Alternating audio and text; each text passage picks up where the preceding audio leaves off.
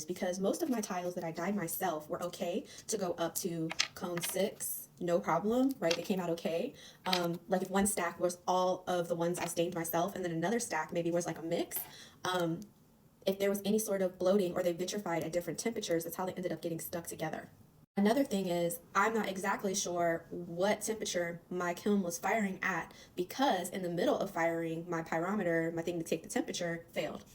So pretty much everything that could have went wrong. And I'm just going to take this also as an opportunity because I believe that because of what happened, I have some major holes in my tiny kiln, and I'm going to get some brick repair and repair my kiln, which actually help more consistent firing overall, because if there's any sort of like indentations or cracks and things like that in the kiln, it can affect the insulation of the kiln, which can give you uneven temperatures or like hot spots within the kiln. So I could have some hot spots going on, and that's why certain areas vitrified and other areas were fine, or etc., etc.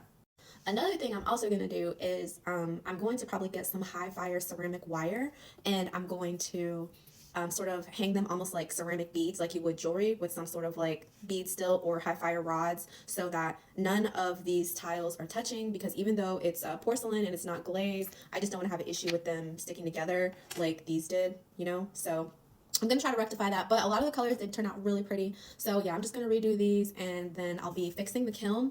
I'll probably do a video on fixing the kiln, and then I'll refire them again, and then I'll be ready to do my Narikomi patterns like I've been saying I was going to do forever. But anyway, I'm so glad I did this before like I fired a piece, because if I had a whole pattern in there, like for a cup or a bowl or whatever, doing a test file, it would have been a mess. I don't know what happened. It might explode in the kiln. I don't know. So anyway, that's all. I just wanted to share that with you guys. Bye.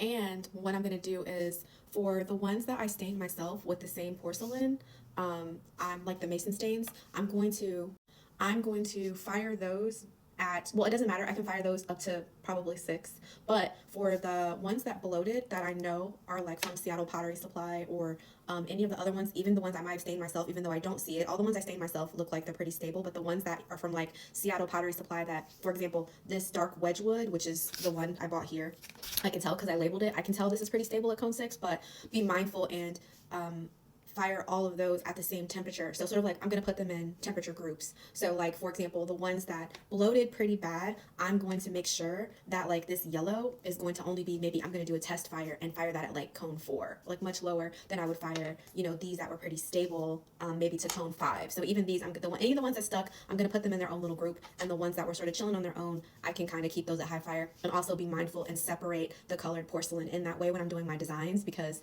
I don't want to be incorporating and putting all these different types of porcelain together if they can't be fired together. You know what I'm saying?